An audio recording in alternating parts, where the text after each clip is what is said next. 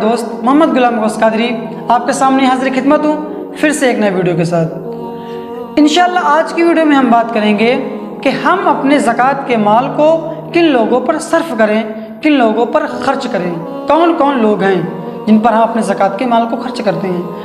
ان تمام چیزوں کے بارے میں ہم بات کریں گے، لیکن اس سے پہلے آپ سے گزارش ہے کہ اگر آپ نے ہمارے چینل کو ابھی تک سبسکرائب نہیں کیا ہے تو چینل کو سبسکرائب ضرور کر دیجیے گا، ساتھ ہی ساتھ بلیک اینڈ والے بٹن کو بھی پریس کر دیجیے گا تاکہ میری اس طرح کی اسلامی ویڈیو آپ تک آ سکے۔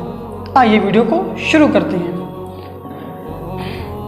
سب سے پہلے ہم جانیں گے کہ قرآن کریم میں اللہ تعالیٰ نے کیا فرمایا کہ کون لوگ ہیں جن پر ہم اپنے زکوٰۃ کے مال کو خرچ کریں۔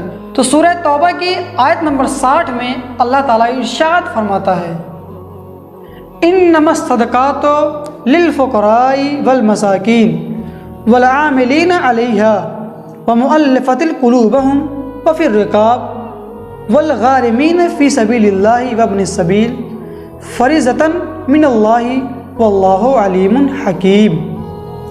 بے شک صدقات فقراء کے لیے اور مسکینوں کے لیے ہے، اور وہ لوگ جو اس پر مقرر کیے گئے ہیں عاملین کے لیے ہے، اور ان لوگوں کے لیے ہے جو مؤلفۃ القلوب ہیں، اور ان لوگوں کے لیے ہے جو قید میں ہیں، اور غارمین کے لیے ہے، اور ان لوگوں کے لیے ہے جو اللہ کے راستے میں ہیں، اور مسافر کے لیے ہے۔ یہ اللہ کی جانب سے فرض ہے، بے شک اللہ تعالیٰ جاننے والا اور حکمت والا ہے۔ اس آیت کریمہ کے بارے میں جب ہم غور کرتے ہیں، اس آیت کریمہ کے بارے میں جب ہم اور اس کو مطالعہ کرتے ہیں، مزید سمجھتے ہیں اس کو، تو ہم کو یہ بات سمجھ میں آتی ہے کہ 8 لوگ ایسے ہیں جن پر ہم اپنے زکوٰۃ کے مال کو صرف کریں، زکوٰۃ کے مال کو خرچ کریں۔ آئیے ہم ان 8 کے بارے میں تفصیل سے جانتے ہیں۔ سب سے پہلے اللہ نے ہم کو حکم دیا کہ ہم اپنے مال کو خرچ کریں فقیروں کے لیے۔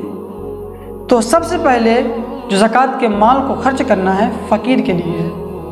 اس کے بعد اللہ نے حکم دیا مسکین کے لیے۔ مسکین کسے کہتے ہیں؟ مسکین کہتے ہیں کہ ایسا شخص جس کے پاس نہ تو کھانے کے لیے کھانا ہو اور نہ تو رہنے کے لیے گھر ہو، یعنی کہ وہ اپنی لائف، اپنی زندگی صحیح سے گزار نہیں پاتا ہو، بہت ہی مشقتوں میں، بہت ہی مشکلوں میں اپنی زندگی گزارتا ہو، تو اسے مسکین کہا جاتا ہے۔ سب سے پہلے حکم دیا گیا ہم اپنے مال کو خرچ کریں فقیروں کے لیے، اس کے بعد مسکین کے لیے، اس کے بعد عاملین کے لیے۔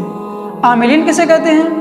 عاملین کہتے ہیں کہ ایسا شخص جو زکوٰۃ اصول کرنے پر مقرر ہے، یعنی جس کو کسی نے وکیل بنایا کہ وہ جا کر کے کسی کو اس نے، یعنی کہ کوئی شخص کسی دوسرے شخص کو قائم مقام بنایا کہ وہ جا کر کے زکوٰۃ کے مال کو اصولے۔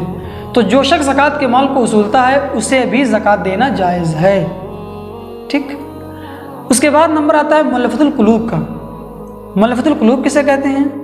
مؤلفۃ القلوب کہتے ہیں کہ ایسا شخص جو اسلام پر باقی ہو اور اسلام پر باقی رہنے کے ساتھ ساتھ اس کی ضرورت کو پورا کیا جائے، اس کو مؤلفۃ القلوب کہتے ہیں، تاکہ وہ انسان مکمل طریقے سے اسلام میں داخل ہو جائے۔ اس کے بعد آتا ہے نمبر کہ کوئی غلام کو آزاد کروانے کے لیے اگر آپ مال صرف کر رہے ہیں تو یہ بھی زکوٰۃ کے ہی راستے میں مال خرچ کرنا ہوگا، یہ بھی زکوٰۃ کے طریقے پر ہی مال کو خرچ کرنا ہوگا۔ اچھا، اس کے بعد نمبر آتا ہے مقروض کا، یعنی اگر کوئی شخص قرض دار ہے اور آپ اس کے قرض کو دور کر دے رہے ہیں اپنے پیسوں سے، زکوٰۃ کے پیسوں سے، تو یہ بھی زکوٰۃ کا ایک طریقہ ہے، ایک زکوٰۃ خرچ کرنے کا یہ بھی ایک راستہ ہے۔ اس کے بعد فی سبیل اللہ، یعنی کوئی ایسا کام جو اللہ تعالیٰ کے نزدیک سب سے محبوب ہو، اس راستے میں مال کو خرچ کرنا، یہ بھی زکوٰۃ کو خرچ کرنے کی طرح ہے۔ اس کے بعد مسافر کا حکم آتا ہے کہ اگر کوئی مسافر ہے اور اس کا ساز و سامان برباد ہو گیا، خراب ہو گیا، لٹ گیا، تو آپ اپنے مال کو اگر اس کے اوپر خرچ کر رہے ہیں تو گویا اپنے زکوٰۃ کو آپ اچھی جگہ خرچ کر رہے ہیں۔ تو ٹوٹل یہ 8 لوگ ہیں جن پر زکوٰۃ کو صرف کرنے کا ہم کو حکم دیا گیا ہے۔ تو آپ دیکھیں، اگر 8 لوگوں میں سے کوئی ایک بھی آپ کو مل رہا ہے تو اپنے زکوٰۃ کے مال کو آپ انہی لوگوں میں تقسیم کریں، انہی لوگوں کو آپ دیں۔ امید ہے کہ یہ ویڈیو آپ کو پسند آئی ہوگی، تو ویڈیو کو ثواب کی نیت سے ضرور شیئر کریے گا۔ انشاءاللہ پھر ملاقات ہوگی ایسے ایک اور نئے ویڈیو میں. تب تک کے لیے خدا حافظ. السلام علیکم. رمضان مبارک.